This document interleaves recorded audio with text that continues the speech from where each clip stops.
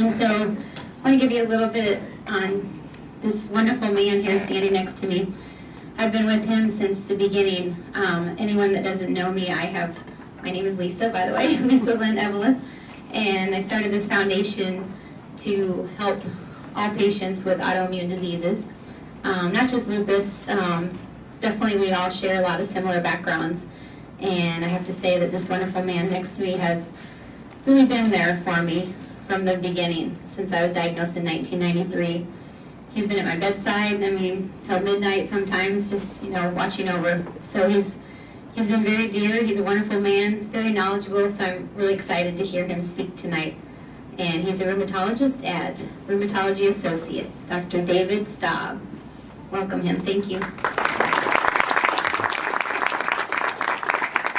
Thank you, Lisa.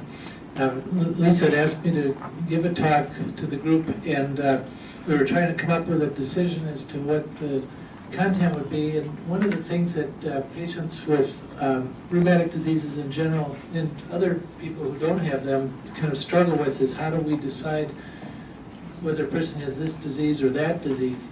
And I could have entitled the talk Autoimmune Diseases, but I wanted to get a little different idea with this term phenotype. And a phenotype is in distinction to a genotype, and the definitions are here. A genotype is the genetic constitution of an individual, so it's your genes, it's what makes you who you are, at least what makes you who you could be.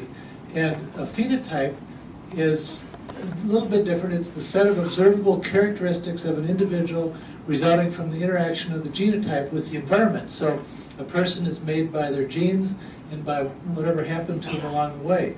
And that's a big open area, whatever happened to them along the way, because whatever happened to the person along the way from conception on is a lot of stuff. There's viruses that come along, there's different stresses, there's different things that happen to an individual, and certain genes get turned on, certain genes get turned off. So you've got to have the right person with the right genetic makeup, and you've got to have the right environmental factors, whatever they may be, and there's a lot of them that are being studied and thought about. So the thing is, what allows us to give a label? Well, these terms, lupus, dermatomyositis, scleroderma, these are terms that are just made up by doctors. They're not handed down from on high as any kind of special categories. It's just doctors seeing patients one after the next and eventually say, you know what, we've seen that before, and let's give it a name, let's call it something. And that's true of all of rheumatology, really. In fact, in many ways, it's true of all of medicine. Doctors make up names for stuff, and how do we make up the names? Well, we just practice for a while, and you keep seeing things over and over again. So it's agreed upon, in some cases, we have agreed upon criteria that the rheumatology community has come up with. And there's two main groups.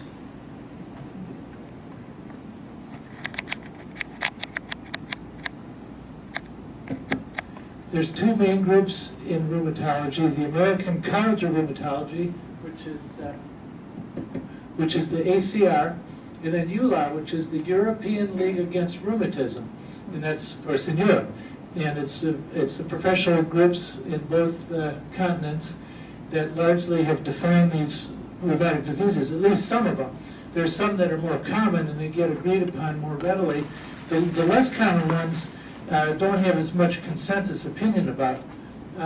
But at least with the common ones, the more common ones that have really been subjected to thought and analysis by our professional groups, you have to know two things about looking at a study. One is, this thing keeps going on and off here.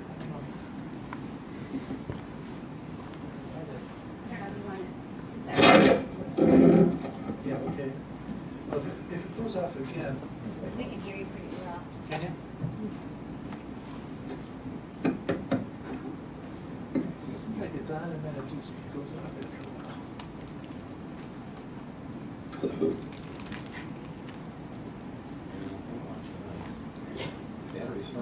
Okay. That's just bad. All right, well, I'll keep trying. Talk nicely to him. Okay. So, in science, there's two things. One is sensitivity and one is specificity. And these would apply to any test that we give. If you go out and get a serum sodium level or a creatinine, whatever it might be that your doctor might order, it has a sensitivity and a specificity which can be determined by analysis of that test in a given population. So the sensitivity is the proportion of people with the disease who have a positive result. So that's what you'd want to be 100% if it was a perfect test, right? But in medicine, we don't have anything that's perfect, so you don't have 100% sensitivity in most cases. Specificity is the proportion of people who do not have the disease who have a negative test result. That too is what you'd want. You'd want that to be 100% in a perfect world. But of course, we don't have a perfect world, and we seldom get numbers like that. So the most common inflammatory rheumatic disease probably is rheumatoid arthritis. And in 2010, we had the criteria made by these professional groups, and they're meant to apply to a certain population. So you have a person in the clinic and you think, you know, this person may have rheumatoid. Well, you have to have at least one joint minimum with definite synovitis, meaning inflammation. That means redness, swelling, pain at a joint. Maybe not redness, but certainly swelling and certainly pain, preferably redness and warmth as well. And you see that in at least one joint, and then you can start thinking maybe not rheumatoid. But you also have to think about other things, because many things can mimic rheumatoid arthritis, so you don't want to just lock in right away without thinking about it. So if I have a patient who I'm starting to think about rheumatoid, okay, it turns out that in 2010, the American College of Rheumatology, EULAR, published these criteria, which I try to use as much as possible. It's not mandatory to use them. I could use my clinical judgment as well in a given case where it might be kind of questionable. And these criteria were actually not designed for practicing rheumatologists. They were designed for the purpose of research, so that if you entered patients in Chicago to a study on a particular drug, and you wanted to compare them to patients in Los Angeles, you know that you're getting the same patients enrolled in the studies. But we use them, a lot of us in clinical rheumatology still kind of think about these. So the small joints of the hands and feet count for a lot of points. You got to have at least 6 points. Antibodies, particularly high concentrations of certain antibodies, count for more points. And then acute phase reactants, that's the SED rate, you may have heard of that test, and the CRP, these are tests, blood tests for inflammation. So you add it all up, and if it gets to 6, then you, in the right clinical context with no other potential possibilities, then a rheumatologist may call that person rheumatoid arthritis. So if you apply these criteria to a given case, you're using clinical judgment, but the fact is, even under the best circumstances, 82% sensitivity and 61% specificity. Those numbers are not 100%, right? So that means that there's a little play in the system. And these are the best criteria that we've got, or at least they're the most up-to-date ones. There was a certain agenda here when the American College of Rheumatology, EULAR, came up with these. We had some former criteria from like mid-1980s, and they were really tight criteria. So if you said this person has definite rheumatoid arthritis by the criteria given in the mid-80s, I think it was like 87, they pretty much had it. There wasn't much doubt about it. But our community has decided that we're going to broaden the kind of net and catch more people and label them with rheumatoid than we might have in 1987, with the idea that we now know that treatment, in the case of this disease, is way better. In other words, if a person gets treated early, if we catch them early, they're way better in rheumatoid arthritis than if they percolate along for years and years and then suddenly start treatment. They don't tend to get as good a response to treatment. So that the rheumatology community has made the decision that we're going to broaden the net, and thus these criteria are a little looser. We have a bigger group of people getting labeled with rheumatoid now than we did in 1987 because of that. So you can see there's, it's not just like this person has rheumatoid, that person has such and such. You have to look at a lot of different things, and even at the end of the day, under the best circumstances, you have a sensitivity of 82% and specificity of 61%. They're not 100% on either one of those. Same thing with scleroderma. Scleroderma has some pretty good criteria. You'll see the numbers for sensitivity and specificity are a little better with scleroderma. And these recently published criteria that the ACR agreed on is fairly straightforward. The first one there, sufficient for the diagnosis of scleroderma, is nothing more than thickening of the skin proximal to these joints, the so-called MCP joints. If it's proximal, meaning this side of them, instead of distal, meaning that way, then, and so if a rheumatologist feels the skin here, and it seems kind of not pliable, the person has scleroderma. It's as simple as that. But a lot of times it's not that clear cut. And so there's other features. Sclerodactyly gets weighted pretty heavily. That's basically the same thing, thickening of the skin, but it's distal to this group of knuckles here. So if it's out the fingers, it's not quite as solid as if it's more proximal, particularly if it's truncal or back. If it's face, that means a lot. If it's out of the fingers, it doesn't necessarily mean as much, but you get some points for it.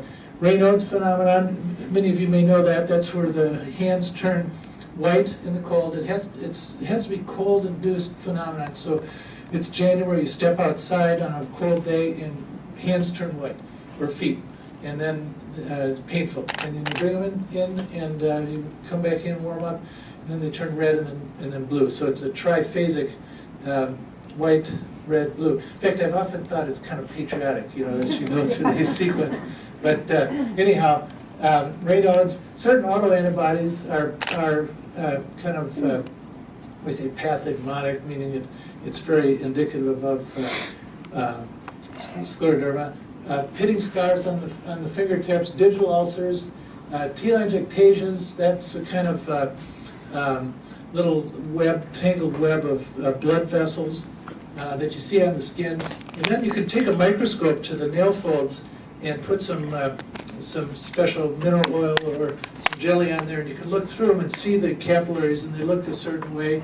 And then also interstitial lung disease and finally pulmonary hypertension, and that's progressively less weighted. So the sclerodactyly gets more points than the pulmonary hypertension. But you add them up, and if you get 9 points, you can label the person as scleroderma. So how do these perform? Well, 91% sensitivity, 92 specificity, that's pretty darn good in rheumatology. These, even though it's such a simple thing, just feeling the skin here, and does it feel pliable, yes or no, and you're off and running here. If the person has it proximal to the MCP joints. So, let's see. Okay, Sjogren's syndrome, it's another one that the ACR has recently, and you can see these years are fairly recent here. These are not too long ago, really. This is individuals who have signs and symptoms of Sjogren's syndrome. So classically what are called the SICA symptoms, which are dry eyes, dry mouth, dry skin, dry vagina, dry mucous membranes. Any dryness is what you see in Sjogren's. So if you have a person with that, then you look at their blood tests. SSA and SSB, that stands for Sjogren's syndrome A, Sjogren's syndrome B. If you have one of those antibodies, and or you have a positive, and it has to be both the ANA and the rheumatoid factor, either one positive, that's necessary. Or basically 1, 2, and 3. You got to have either 1 and 2, or 1 and 3, or 2 and 3, some combination like that to be meeting these criteria. An oral surgeon that can do a lip salivary gland biopsy for a focus score, and then there's an ocular staining score that the eye doctors can do, where they stain the eye with some special reagent, and then they do some kind of scoring of what they see. So, and then you also have to be sure that it's not some other syndrome, like person head and neck radiation in the past for, say, some cancer or something like that can make the salivary glands not function well, and you can get what looks like Sjogren's, but it's not. Other things can mimic it too, hepatitis C, HIV, sarcoid. There's actually quite a number of things that have to be considered. But if none of those things are present, then and the person meets 2 of those 3, then we call that diagnosis Sjogren's. And here you got 76% I'm sorry, 96% sensitivity and 83% specificity. So that's not too bad among tests here. But you can see none of these so far have been 100%. So there's some play in the system here for sure. Polymial rheumatica, another one. This is rheumatic disease, and for this diagnosis, there must be certain things at the front end. It has to be someone over age 50. In fact, under age 50, it'd be really unlikely to have PMR as a diagnosis. Both shoulders should be at least aching and may have some decreased range of motion. And then abnormal SED rate and CRP, that's the test for inflammation that I mentioned earlier. If you start out with those three, you must have them. Then there have got to be 4 more points. So you get points for morning stiffness, that's at least 45 minutes. If it's short, like just 5 minutes or 10 minutes or 15, many things can do that. Even osteoarthritis can do that, which is a non-inflammatory disease. There's 2 broad halves of rheumatology. There's the inflammatory half, which includes all the ones I'm talking about. And then there's the non-inflammatory half, which includes other diseases, fibromyalgia, and bursitis, tendonitis, osteoarthritis are the non-inflammatory half of rheumatology. So the criteria that I've talked about are all inflammatory. And so the other features for PMR, polymyalgia rheumatica, are that the person does not have a rheumatoid factor and does not have a CCP antibody. Those are the 2 antibodies that I didn't mention earlier under rheumatoid, but they're associated with rheumatoid. And they were just broadly on that other slide as positive serologies. But that's what they are. And if you have those, you think more of rheumatoid. If you don't have them, specifically do not have them, then you think of PMR. And then hip pain will get you another point. And also if you'd like to not have any hand or foot involvement in someone you're going to be labeling with PMR. So you can see it's all clinical. This is just how the person shows up in the office with some basic lab tests. Sensitivity, 68%, specificity, 78%. So again, not 100% on either one of those. So lupus. Now it turns out that in lupus, we don't have any recent criteria. These were among the earlier ones that were done. So 1982, okay, long time ago. And then some lupus clinic doctors thought, these are not perfect criteria. Maybe we can tweak them a little more and make them just a little better. And so they tweaked them a little more, particularly number 10, immunologic disorder. They changed that around a little bit in the 1997 criteria that included a couple different antibodies that they hadn't had before and got rid of one that was there before. Actually, the one that was there before was the first test for lupus. The first autoimmune test ever known to mankind. It was the what's called the LE-PrEP. And just a little aside, it was discovered at the Mayo Clinic by a guy named Malcolm Hargraves. He was a hematologist, and he would be walking from the clinic, outpatient, back to the hospital, and he had done a bone marrow test on a young 14-year-old gal, and he had the vial of blood in his shirt pocket. He was just walking back. He was going to look at it when he got back to his office. And well, it turns out that to do a good LE-PrEP, you have to have it above body temperature. You have to have the vial of blood. He did it on bone marrow, but you can do it on blood too. At body temperature, you got to be jostling it around a little bit. So the walk across from the hospital to his clinic was perfect for that. And he found this thing, and it was basically a blood cell that was trying to eat up some chromatin, some DNA material, and that became what was known as the LE-PrEP, which was the first test for lupus. But anyhow, when the 1982 criteria were made, it included the LE-PrEP. In the 1997 update, they got rid of the LE-PrEP. You couldn't order an LE-PrEP now if you wanted to. I mean, if I wrote LE-PrEP, people would kind of wonder, what are you talking about? It was long forgotten, but that's what it was. So number 10 was changed, but the rest of them, and you're probably familiar with many of these as a lupus support group, but the malar rash is the classic butterfly rash. The discoid rash tends to be around the hairline or maybe on the shoulders, and both of them are photosensitive. Also, photosensitivity can mean the person feels worse just in general in the sun. They get out in the sun, and not only do they have bad rash, but they also just feel really terrible, and maybe even their joints flare up, or maybe even they have visceral problems, which would be like kidney inflammation from actually being out in the sun too much. Oral and nasal sores can occur. Non-erosive arthritis, that's arthritis that doesn't erode. So you take an x-ray, and the x-ray looks pretty good. There's nothing seen on x-ray in contrast to rheumatoid, which is erosive, and you see damage on the x-ray. You do not see damage in lupus. Then you've got the renal disorder, and that's either protein in the urine or some other features of CAS in the urine. Neurologic disorder can be seizures or psychosis. Hematologic disorder would be like a low platelet count, low white count, or anemia, and it's typically what's called hemolytic anemia. And then I mentioned immunologic, and then the positive ANA is itself a criterion. So these criteria, by the earlier ones, were these numbers here, 86% sensitivity. Well, this group called the Systemic Lupus International Collaborating Clinics, another kind of group that's thinking about this, thought, what can we do to make these numbers from 97, that is the 86% and the 93%, what can we do to make them better? What clinical features can we throw in or take out to make them better? And so they came up with an idea. There's a thing called blood complement level.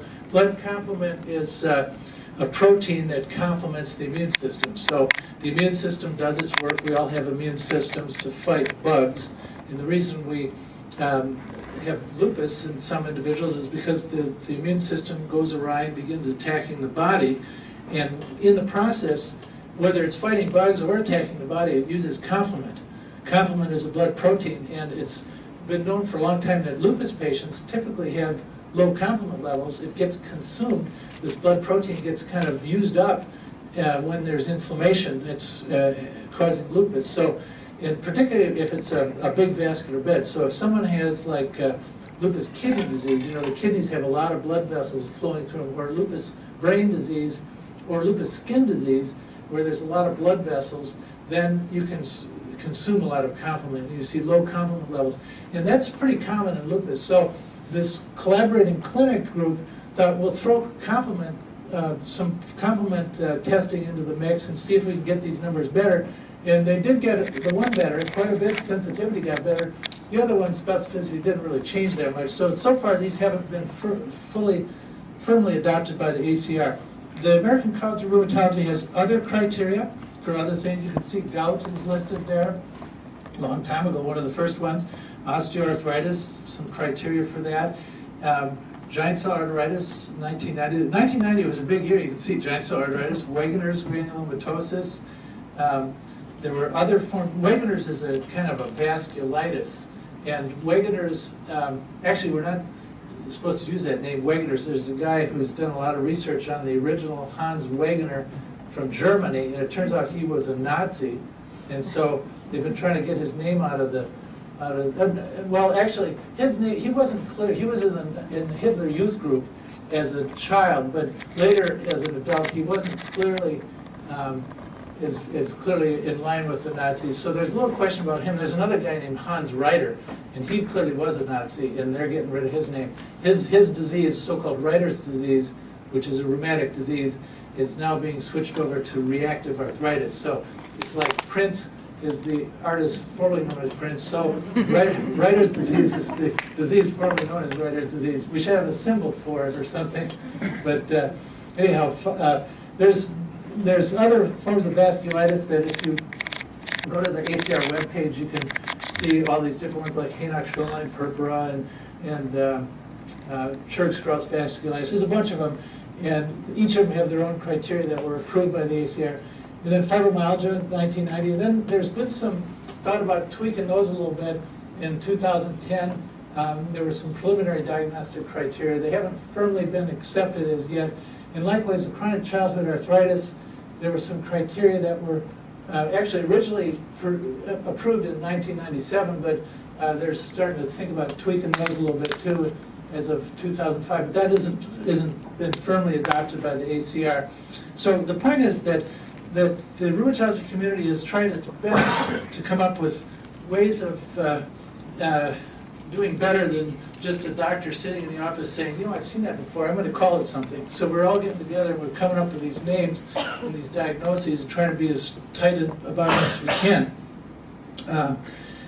Now, just to make it fun, there are diseases that don't really perfectly meet criteria, for example, for lupus or for Sjogren's, or for any of the ones I've talked about. And there's a guy named Gordon Sharp. He's from Missouri, Columbia, Missouri, and he built his career on mixed connective tissue disease. In fact, some have called it Sharp's disease. But the idea is it's got a mixture. It's got features of lupus, it's got features of scleroderma, it's got features of polymyositis. That's something I haven't mentioned yet, but that's an inflammatory muscle disease where the muscles are the primary target for the immune system attack.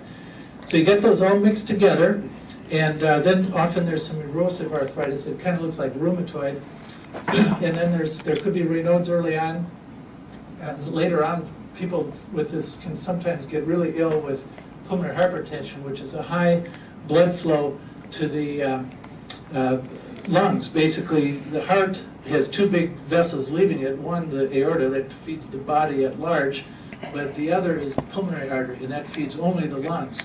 And in the same way as when you take your blood pressure, you can get a high hit of pressure in your arm pressure, which represents the left side of the heart, the aorta. So you could, if you could put a cuff around your pulmonary artery, which of course you can't, it's deep in the chest, but if you could, you'd see that it was under a higher head of pressure. Now the problem is the only way to really be sure about that is you have to put a catheter into the right side of the heart. You had to have that antibody or you could not have MCTD. So people have said, forget it, there is no such thing as MCTD.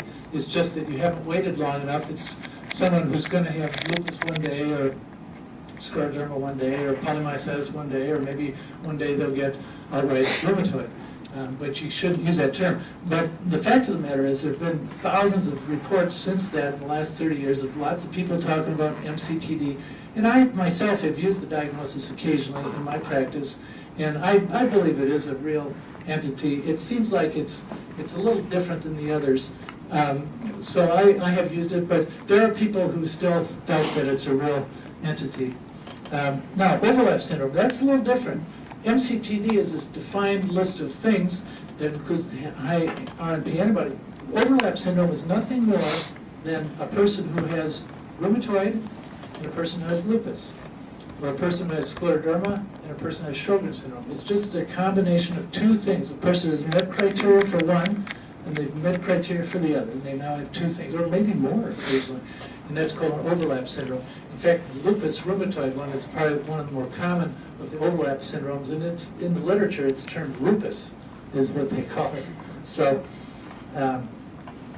what about this? Undifferentiated systemic rheumatic disease. We used to call it UCTD, undifferentiated connective tissue disease. We've changed the name, but this is where a person has a little bit of this and a little bit of that, and it doesn't really fall into one or the other precise category.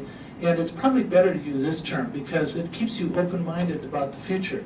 In fact, there was one study, there have been several long-term studies about this, but just one example, 10-year study, 10 years out, patients in our continent, basically, eventually, who got this label at the front end, after 10 years, 13 had outright lupus, 13%, 15% had outright scleroderma, 3% rheumatoid, 3% moved into this category I just mentioned, mixed connective tissue disease, and some had complete remission, and that's the other thing. You know, sometimes it goes in a good way, where things get better and it fizzles out, and that's what we certainly want to see. So just to show you how, I just took a little snapshot from the American College of Rheumatology webpage. They have a bibliography there of all the criteria out there. There's gobs of them. So this is just a little portion of it. This is from the A section, okay? But ankylosing spondylitis, AS. And there's criteria that are published, the New York criteria, modified New York criteria. You can see these sort of ideas just happen. I mean, when you go to the ACR national meeting, in the evenings, all they have are these meetings of groups. So you got a group that's interested in ankylosing spondylitis, and they just meet all evening talking about how to reclassify stuff. Then there's another group talking about polymyositis. And they have rooms set up with more people than this talking about it. And so they're always tweaking these diagnoses a little bit, trying to get them a little more specific and more sensitive. So, Lisa said I should talk for about 20 minutes. We started late, I'm about a half hour into it, but I'll stop here. So I'm going to maybe open it up for questions, if there are any. Lisa. How do you treat, when you don't have a diagnosis? Well, that's a good question. So I try to decide if I'm dealing with rheumatic disease, an inflammatory disease versus non-inflammatory. That's the first thing. Which broad category is it? Because that has huge implications. But let's say I've decided, this has features that make me think inflammatory. One of the key features, by the way, when you're talking about joints and muscles, is morning stiffness. If it's prolonged morning stiffness, in fact, that used to be one of the criteria for the earlier iteration back in the, what did I say, it was in the 1980s for rheumatoid. Morning stiffness over 1 hour long was one of the criteria. You had that and you were partway on your way to being given the label of rheumatoid, but it's also true in lupus and the other things. So if I see morning stiffness, I'm really thinking of inflammatory. And if I look for anything I can, little Raynaud's, whatever it might be that the person has, try to find something to really grab a hold of. And maybe all I have is a little bit of arthritis mixed with a Raynaud's. And I'm not going to give it a label then at that point. I won't say it's this, that, or the other thing. I'll probably use the term UCTD. It's really better to use that term. I said UCTD. This new one, undifferentiated rheumatic illness. Undifferentiated systemic rheumatic illness. That's the new term. I got to get used to that new term. But I use that term. It was a former iteration of that term, but I'm trying to use this one more. So you can still treat them with like some type of treatment? Yeah, so it depends on what the features are. So you focus on the features, and you kind of observe over time. You kind of keep close tabs on the person. What are the bad things that could happen? Well, kidney disease, lung disease, pulmonary hypertension, CNS, that is brain involvement, nerve involvement. So you kind of keep really vigilant about looking for that stuff in a person who may be early on, and you just track down leads. And if there's symptoms, you look into it. And if you find nothing, then great. If I have a sense that this is kind of a lupus, if I get the feeling that while they don't meet the criteria for lupus, it has a lupus kind of feel to it, I won't hesitate to use Plaquenil. Plaquenil is great for lupus. As many of you know, it's the go-to drug, and people who are on Plaquenil just do better over time than those who don't if they have lupus. So if I think it's in the lupus family, I'll do that. The ACR criteria for rheumatoid are open, as I said. They're pretty broad, so it's not hard to give someone a label of rheumatoid. The thing is, if they have rheumatoid, but then they have something thrown in, like Raynaud's, for example, you tend to be a little hesitant to want to use that word in rheumatoid, and you might use the term undifferentiated disease. So it depends on the symptoms. You track down the symptoms and you treat them, and if the person's doing badly, you may jump in with a med even before you have a firm label. Plaquenil being the easiest one to jump in with, but occasionally I've jumped in with methotrexate. That's a little stronger. That's not as good for lupus. Lupus patients tend to get trouble with their bone marrow. They get lower blood counts, and they don't tolerate methotrexate as well as rheumatoid patients. Yeah, I never liked it. Yeah. So that's true of a lot of lupus patients. Okay. And then if you could explain non-inflammatory and inflammatory? Yeah, basically it's just the mechanism of disease. So inflammatory disease is the immune system gone awry, attacking the body, whether it be joints or kidney, whatever. Non-inflammatory is more mechanical. It's like in the case of osteoarthritis, it's the cartilage that may have been damaged from a sports injury, or it's a tendon that's been strained, or in the case of fibromyalgia, which is non-inflammatory, it's generalized pain, but it's not due to the immune system gone awry. And there's been a lot of research trying to figure out what exactly is going on in fibromyalgia. It's very common for a person with a defined inflammatory rheumatic illness, like say lupus or rheumatoid, to also have fibromyalgia. Those two coexist. That's quite common, actually. So, yes? Would you address what ANA negative lupus is?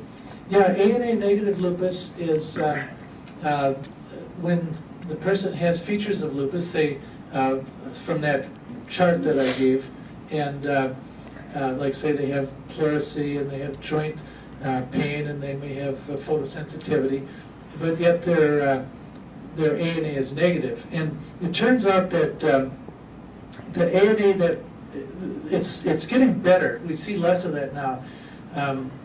You know, it's quite rare to see an ANA negative lupus case, but it's, you know, the way the test is done now is they have a slide and they put a cell on it, and then they expose that cell to the patient's blood, and if the patient's blood has any antibodies in it that recognize the nucleus of a cell, those antibodies attach themselves to the nucleus.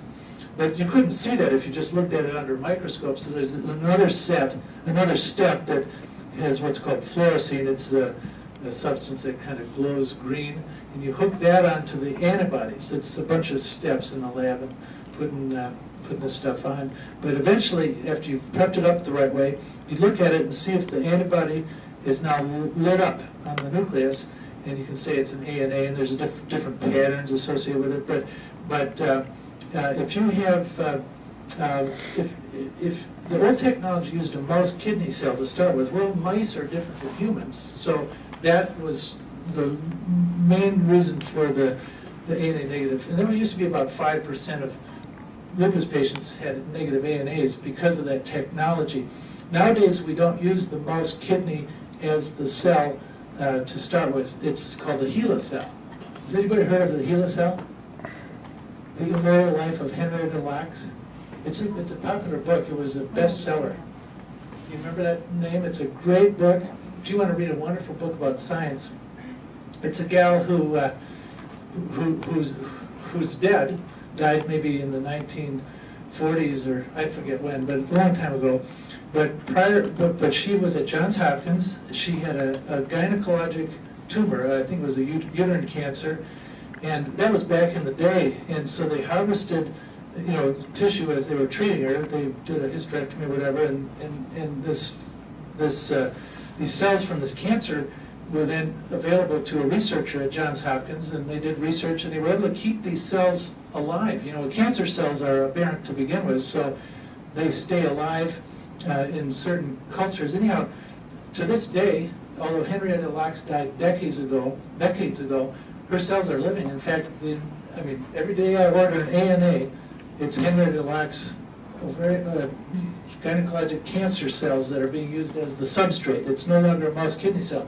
Well, it's a human cell, so it's much more similar to the cell a given person might have. It's maybe cancer cell, but still it's human. But we're now at about 2%. So 2% of lupus patients can be ANA negative, and it's because of this technology issue. You know, if you could have a perfect cell that was just a standard human cell and be able to reproduce it and have it in the lab growing and being able to use it, then we'd probably be at 100%. But you know, technology isn't perfect. But it's a great story. I totally recommend this book. It's got all kinds of issues like, well, in the case of these cells, this woman's cells have been grown and nurtured over the years, and it was estimated that you could fill a football stadium in volume with the number of cells around the world that are derived from these cells. And the other thing about it, these HeLa cells, for many years it wasn't known who they originated from, and there's all kinds of issues regarding what are her rights. You know, 'cause nowadays you did that, you'd have to sign away a bunch of stuff, and there'd be all kinds of legal issues. But this was a woman from Virginia, from poverty. She didn't know really all this stuff that was happening, and so, you know, a lot of issues regarding, you know, what are her descendants' rights in this thing, because there's been a lot of money made off these HeLa cells over the years. So it's a great book, particularly for people interested in lupus. I would recommend it highly. What is it called? The Immortal Life of Henrietta Lacks. Henrietta, I think it's Laakes, something like that. You know, in many ways, her cells are still alive today. So, yes. Are you familiar with the studies related to genetics and autoimmune disorder and BOC2 gene?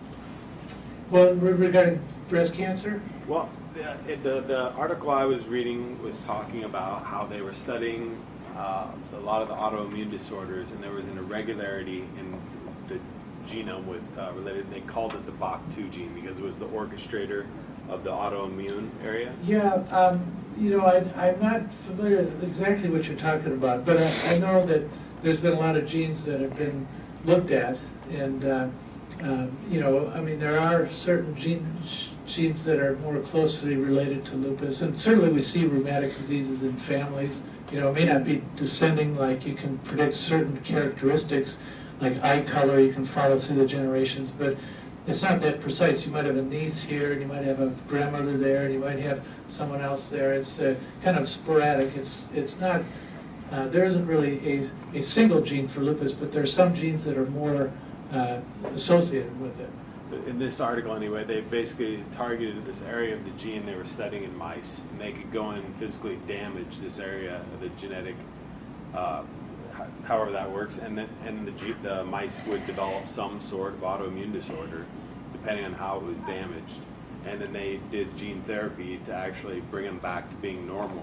Yeah, there are some lupus mice. That is a strain of mice that develop lupus, and they've used those mice extensively in studies. I mean, that for decades they've been doing studies on lupus mice. The NZB mice, I think, is the name of them.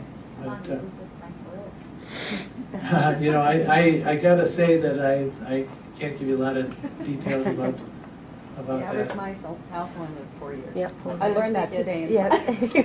science. What is that? The average mouse only lives 4 years, so Oh, okay. don't get upset, Lisa. Just the average mouse, but if it's a lupus mouse, your question is, what's the lifespan there?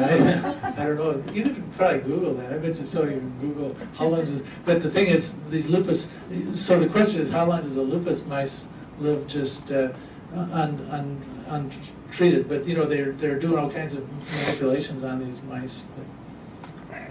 Yes? I know you touched briefly on, people that test negative for lupus and the percentage. What is the percentage about the people who test negative for like rheumatoid arthritis? I don't know that I can give you a percentage. It's a minority, but it's a sizable minority. I mean, we have a lot of patients who have what is called seronegative rheumatoid arthritis. It's probably a bigger group than the minority of ANA negative lupus. In fact, a substantially bigger group than that group.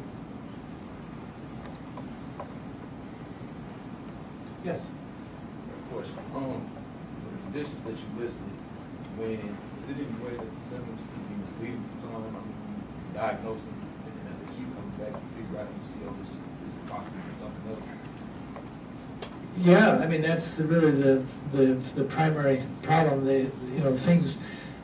Well, there's a couple of things there. One is these rheumatic diseases fluctuate. They can change over time. So even if you have the most perfect test in the world, 100% sensitivity, 100% specificity, which we don't have, but if you did, you could label this person as Sjogren's one day, and then you wait 10 years later, and now you can label them as lupus. Their illness has migrated over time, or it could be the reciprocal of that. It could go either way, or now it's rheumatoid. I mean, we do see patients change over time. So that's one thing. Is that what you were asking about? Yeah. Yeah, that's what I would say. It really does change over time in some cases. That's a minority of people. There's probably more people that once they're with a diagnosis, they're locked in, and that's what it is. But we do see it go the other way like that. And then after that were to happen, for instance, and then you prescribe new medicine, those medicines counteract each other. Could it, after make you sick, or? You mean if you started out, say, with lupus and you were on Plaquenil, now you've got some other disease? No, we just have to tweak the meds. The fact is that these so-called disease-modifying drugs, Plaquenil, methotrexate are the most common ones, but there's other ones, Imiran, Cellcept, Areva, there's a ton of them. And these drugs, now there's the biologics, Benlysta for lupus, but a whole bunch of them for rheumatoid. Many of them have application for multiple diseases. Plaquenil being the classical one, you can use that for a lot of different diseases in rheumatology. Same with methotrexate. I mean, in fact, methotrexate even more so. It probably gets more use than any other single drug, and not just for rheumatoid. And then this drug, Rituxan, that's a new biologic. That one, was originally used for treating lymphoma by cancer docs, and now it's used to treat rheumatoid, FDA approved, and then it also got FDA approved for this Wegener's granulomatosis. So there's often a particular drug will work in multiple conditions. But then sometimes there's some nuances, like I mentioned earlier. Methotrexate, while it has been used, and I've used it in lupus, it tends to be a little harder on the person. So maybe what you're going to do, if you started out rheumatoid, and then you got methotrexate, and then time passed and you're now looking more like a lupus patient, would that be bad for you? Yeah, it might. That particular example might be something you want to be watching for. And we do watch people. Anybody on methotrexate, the guidelines are, you get lab tests at intervals, no more than every third month, sometimes shorter intervals. Yeah, so we watch for that. Yeah. Yes? I've worked with a lot of doctors over the years, and I've had so many different opinions from them as far as are some of these inherited traits, they've rheumatoid or different things like that. I personally have MS, and it's just not, I've never really seen a lot of information providing if that's something that our children can have, as we have an autoimmune disease.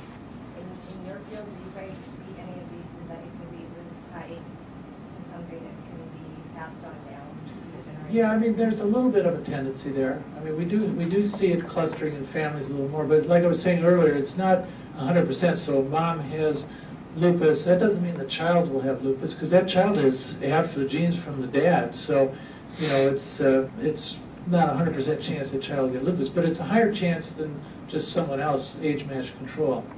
But it's not 100%. And the thing is, you can't really, do anything about it per se. But that brings up the concept of gene therapy, and you think about how far medicine has come.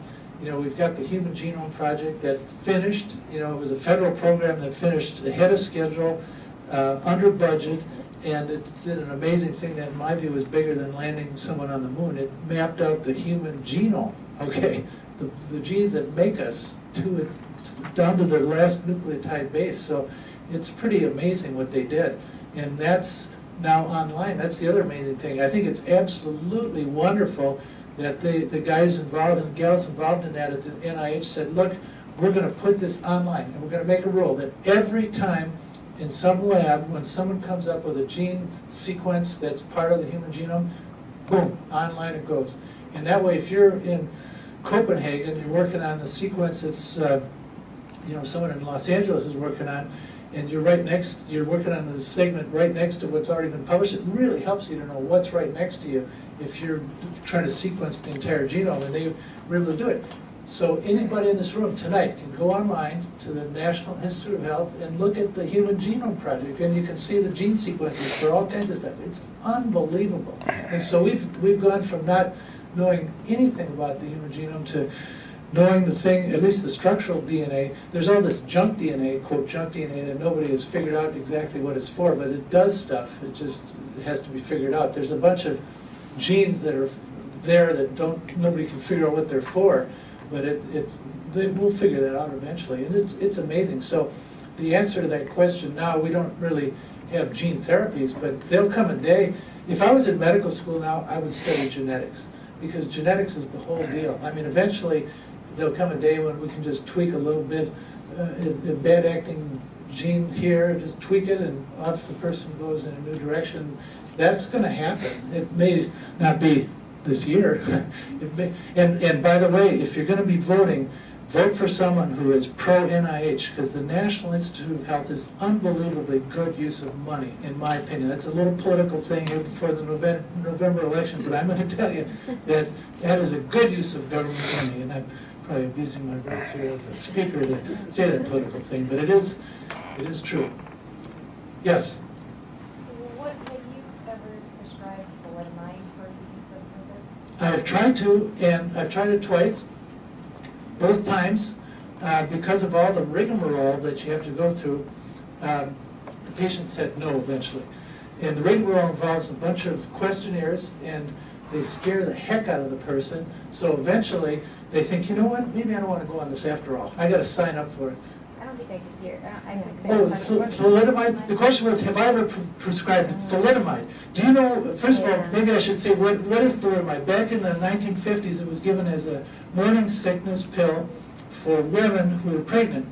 Well, it was very bad to do because those babies were born with flipper arms, legs that were just a tenth of the length they should have been, and it was terrible. And so thalidomide quickly got a terrible rep. And so there's a consortium of people who were victims of that, whose moms had thalidomide, who have really campaigned to remove thalidomide from planet Earth and make it go away because they're so upset with that drug, and rightly so. Well, it turns out that you should never give it to a pregnant woman, that's for sure. But for a healthy adult, or even a non-healthy adult, someone who needs it, it has immunologic qualities, and it is a drug that can help quiet down the immune system attack, so it has some merit. Now, there's a little more to this story I'll tell you in a moment, but I've tried to order it, and because the legislation that was brought forth by these groups of people who had bad outcomes from being born under that circumstance, it's really hard to give it, and there's a huge amount of red tape involved, and the patient gets scared off by the time you actually get to writing the script. That was one pill that I've been on that I could never understand why they put me on it, but now you say that it has the immunological. Yeah, it actually is good. In fact, not only that, the company that owns that drug produced a drug that's a knockoff from it, and marketed it, got it FDA approved about a year ago. I have yet to prescribe it because I'm kind of nervous about it, but I'm told, and it's for psoriatic arthritis. I didn't even mention psoriatic arthritis, but this drug Otezla is a derivative of thalidomide. And it's a little unclear. If you look through the company's brochures on it, it's big glossy brochures, and they talk about all these wonderful things. They don't actually mention the word thalidomide, but I could tell that that's what it is. I mean, I know that's what it is. Otezla is a derivative of thalidomide, and if I want to skew it so I have patients coming in and asking to start Otezla. I haven't used that line, but I could easily, and that would turn them off right away and say, this is a derivative of thalidomide, and then immediately they're not going to start it. But the fact is, I think it's going to be a good drug, this Otezla. It looks good, so it seems to work for psoriatic arthritis for sure. Oh, yeah, because I had to go through a whole bunch of red tape to be on it. Are you taking Otezla? No, the Thalidomide, yeah, that's the original version, but these molecules get tweaked a little bit and they get a new name. So. Because it was very helpful for me. Yeah, that's what like I say, I've tried to use it a couple of times and I've failed to get it all through all the red tape, but I'm open to it. I'm certainly open to using Otezla in a psoriatic patient here in the next year. One of my principles is that if a drug just comes out, I like to wait a little bit until it's proven itself, because sometimes you see drugs get pulled from the market. They get out, it looks like from pre-marketing testing that they're going to work, and then, well, lo and behold, a few years later, there's some really bad thing, and then they get yanked from the market. So it's nice to wait a little bit. You don't want to be the first one to sign up for a brand new drug, but this Otezla has been out for a year now, so I'm going to start using it, I think, pretty soon. Yes? I was wondering, I'm mixed connective tissue disorder. Over 20 years of PM was my initial disorder, polymyositis. Now I'm having digestive phenomena that, at first it was migraines that were accelerating in frequency and depth, and it ended up being milk products. And to me, that's almost like an autoimmune issue, is that if I'm ingesting milk, I get a migraine in 6 hours. Aren't your immune cells embedded in your GI tract? Yeah, the GI tract is probably the biggest immune system, the biggest portion of the immune system in the body. I mean, because it's the interface with the environment.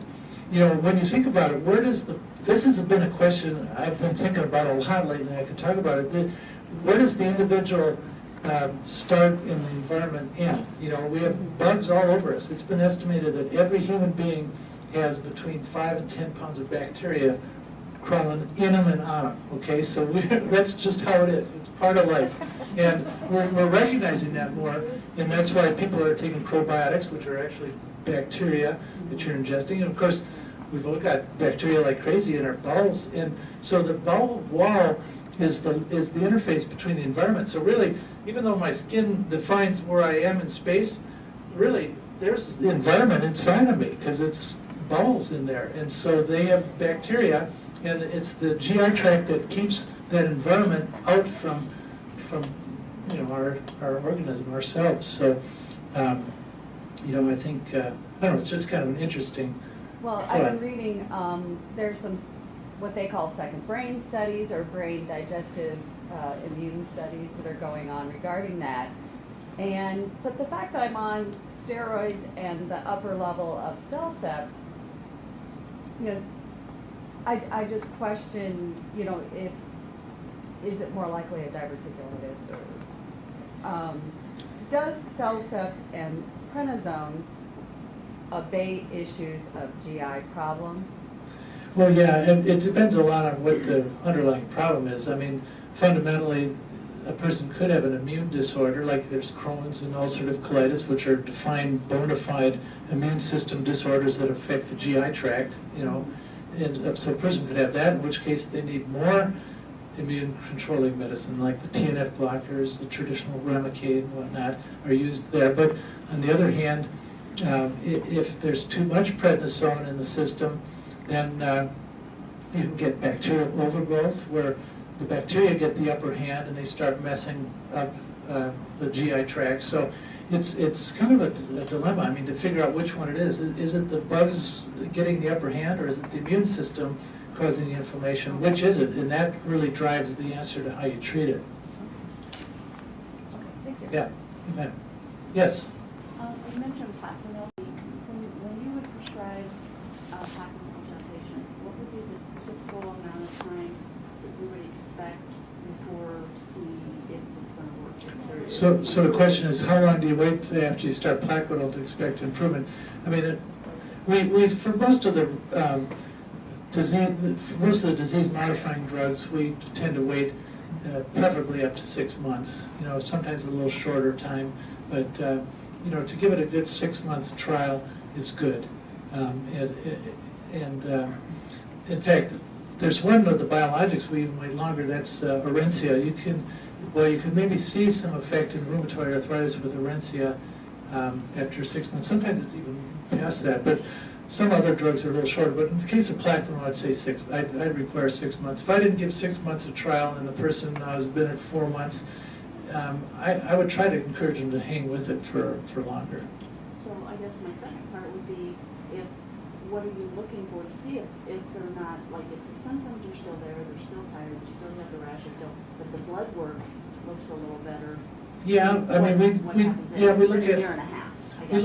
we look at a combination of things. You look at the level of fatigue, the amount of swelling of joints, the amount of skin rash, how high or low the blood counts may be, what's going on in the urine specimen, and you kind of look at all that stuff in aggregate and try to make a decision. And sometimes it's a gut feeling. I mean, sometimes it's a global sense that the patient has, it's a global sense that the doctor has, and sometimes that's the best we can do.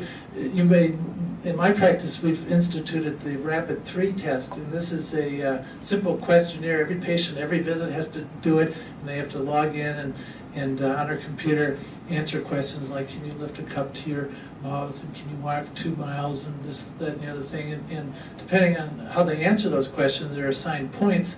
And basically there's 3 scales, and if they have if they have 30 points from that, rheumatologists love systems with a lot of points and whatnot. But anyhow, if they have 30, that's terrible. And if they have something less than 12, that's what we hope for. And if it's less than 3, that's like remission. So we hope for low numbers, and so we kind of follow that objective thing. We also follow the SED rate in some cases, not so much lupus, but in rheumatoid we follow the SED rate and CRP more, and see if they drop over time. So. Yes? I know that you said there had to be 6 points to be diagnosed with rheumatoid arthritis, and I know that it says something about the joints. Would narrowing of the joint count, or does it actually have to be erosion?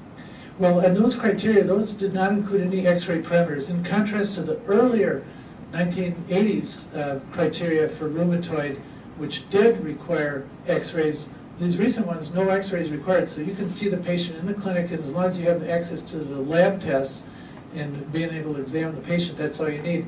So the question, narrowing, depends on what kind of narrowing, but particularly erosions. Erosions are little bites out of the corners of the joints, and those mean rheumatoid arthritis strongly. So if I have a person who doesn't necessarily meet the criteria, which is pretty darn rare by these modern criteria, because most every rheumatoid will meet those.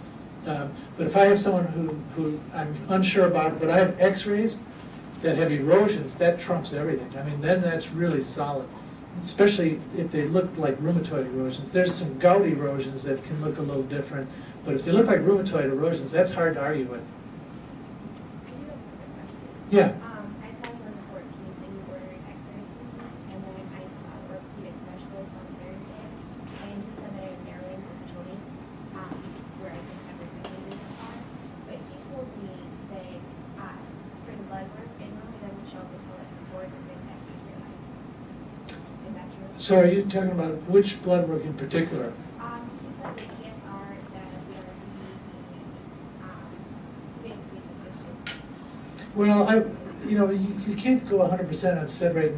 I mean, I've seen plenty of people over the years, rheumatoid, for example, who have sed rates that are normal, yet they have erosions and damage. So it's not 100%. No one test is 100%, except for the RNP antibody and mixed connective tissue disease. That's the only one in our entire field that's 100% diagnostic of, or at least required for a disease. That's the only exception. So I wouldn't go, and no, I wouldn't say that. I would say the sed rate could be high, it could be low. It's not. I wouldn't make any rule of thumb like that. So I guess normally you go until a certain time here. Is that right? What time is that? We're fine. Okay. Thank you. Yeah.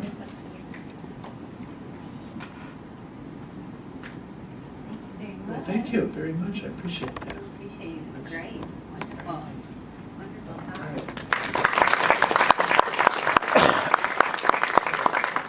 Thank you very much. Appreciate it. Thank you. It's great. Wonderful. Thanks for all the questions and everything as well. Does everyone have their ticket?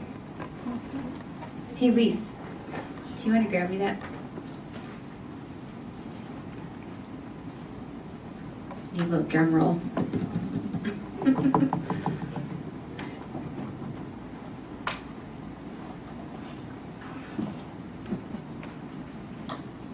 Okay, so I'm gonna draw a real quick ticket while you get your stuff together. 8311.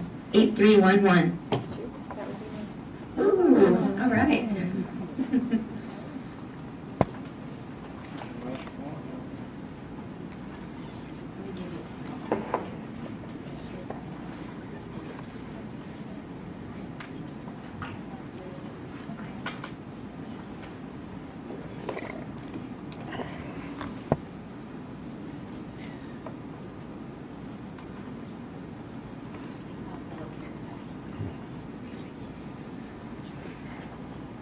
I'm going to draw another one really quickly.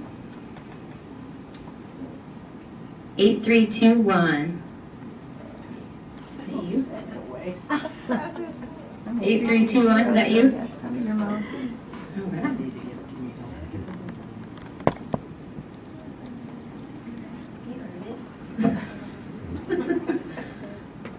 Okay, a couple more here. 8322. All right. Hold on, let me carry you.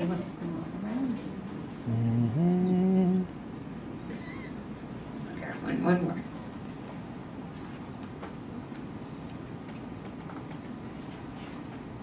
And 8309. 8309. I don't know if that. Yeah. Is that you? Ellen wins every time. I might need a smaller size for you.